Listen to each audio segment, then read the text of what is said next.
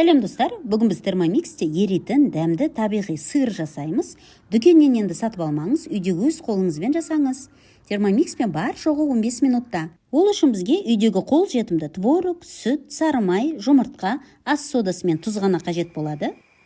Ең әуелі чашаға сүт құямыз. 8 минут 100 градус екінші жылдамдықта қайнатамыз.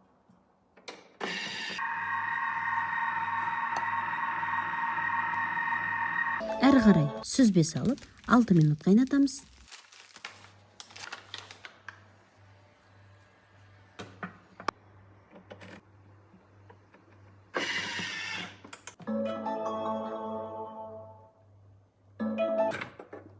Стерильный марлямен сүзіп алып 10 минуттай суын сарқытамыз.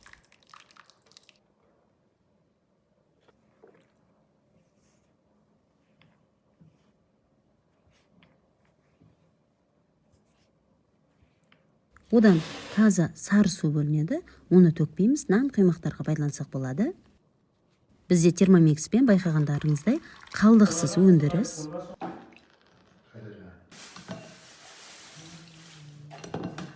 Таза чашаға сармай салып 1 минут 50 градус екінші жылдамдықта жылытамыз.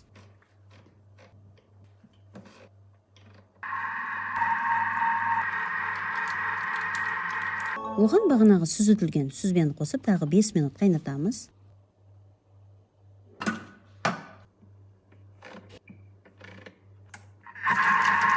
Қақпағын ашып, тұз, ас содасын жұмыртқа қосып тағы да 3 минут қайнатамыз. Осы жерде айта кеткім келгені, термомиксте нақты уақыт жоқ, 3-5 минут деген тағамға байланысты, құрамына байланысты, консистенциясына, пісуіне байланысты сіз тағы да уақытты қосып ала берсеңіз болады. Тез жабысып қалмай тұрғанда басқа ыдысқа аударып аламыз. Термомикспен бәрі оңай, бәрін өзі өлшеп, араластырып, қыздырып береді. Суыған соң тоңазытқышқа жібереміз. Үйде натурально дайын болған сырымыз дайын. Енді оны турап көрсетейін.